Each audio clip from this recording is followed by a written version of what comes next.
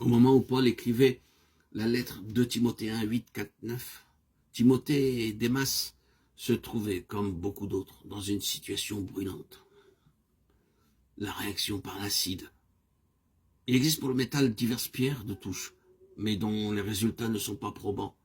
Ils ne permettent pas de déterminer si oui ou non le métal est exempt d'alliage. Mais quand on en vient à la réaction par l'acide, on sait à quoi s'en tenir. Ce verdict-là est définitif. La situation de Paul à cette époque présentait toutes les caractéristiques du réactif acide. Cela tenait à plusieurs causes. D'abord, il était prisonnier de l'État et cela suffisait déjà à dresser le monde contre lui. On ne pouvait croire ce qu'il croyait sans exposer sa vie.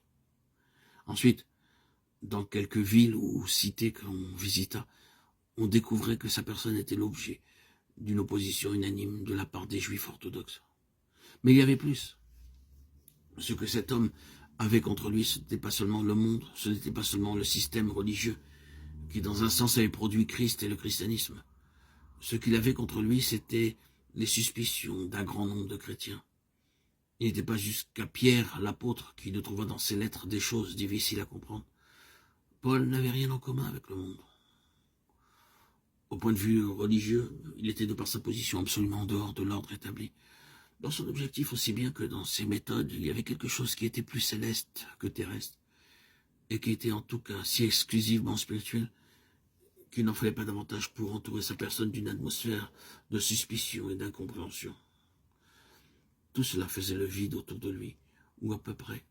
Pour un serviteur de Dieu, avoir des relations avec Paul, c'était compromettre son influence, faire naître toutes sortes de questions dans son entourage. C'était presque se mettre à l'index, car l'opprobre qui s'attachait à la personne du prisonnier rejaillissait nécessairement sur ceux qui avaient le courage de le visiter. S'ils avaient une charge dans l'église, ils pouvaient craindre que cela ne leur fasse du tort. Les auditeurs seraient prévenus. Ne valait-il pas mieux s'abstenir? Le problème, en tout cas, était clairement posé. S'ils avaient dans le cœur la moindre attache pour le monde, aucune hésitation n'était possible.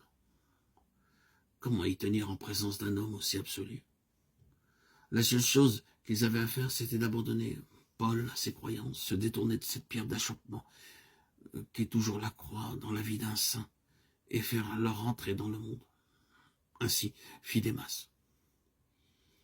Pour quelqu'un qui avait des complaisances pour le monde, le témoignage constant d'un homme comme Paul était décidément trop difficile à endurer. Allons-nous-en. Quant à ceux dont on ne pouvait pas dire positivement qu'ils avaient de l'amour pour le siècle présent, une autre voie s'ouvrait devant eux. En entretenant des rapports avec Paul, au vu, au su de tout le monde, ils se rendaient bien compte qu'ils exposaient leur réputation. On en parlerait, et pour peu qu'ils eussent des perspectives de ministère, ils couraient le risque de voir ces portes se fermer. Pourquoi dès lors ne pas choisir le juste milieu, laisser ignorer autour d'eux la sympathie secrète qui, malgré tout, les attachait à Paul? Ils pouvaient même aller jusqu'à s'en ouvrir à l'apôtre, protester de leur affection pour lui et de leur accord avec son enseignement, tout en lui faisant comprendre que pour des raisons d'opportunité, ils ne pouvaient pas se déclarer ouvertement pour lui. Dieu bénissait leur ministère, et ils ne voulaient pas exposer l'œuvre de Dieu à des ennuis, en prenant publiquement fait et cause pour lui.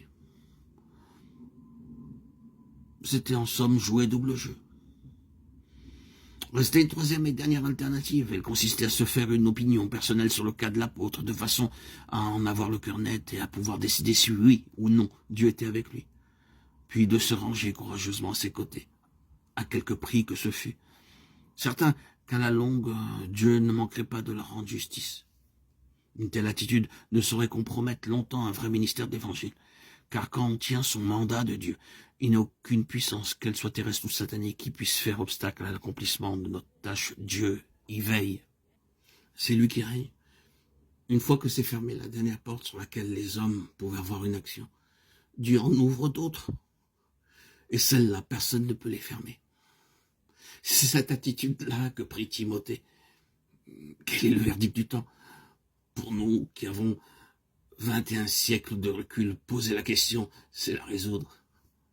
Quant à Démas, quelque tragique que soit la réponse à donner en ce qui le concerne, son attitude avait au moins le mérite de la franchise.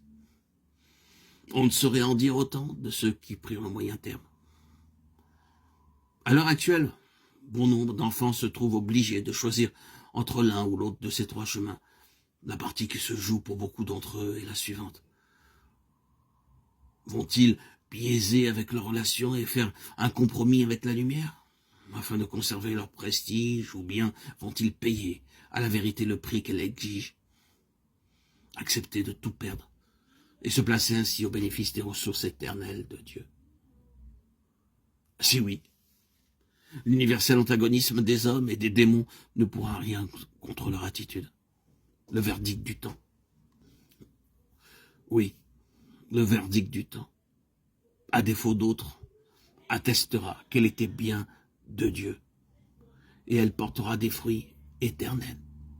Éternels.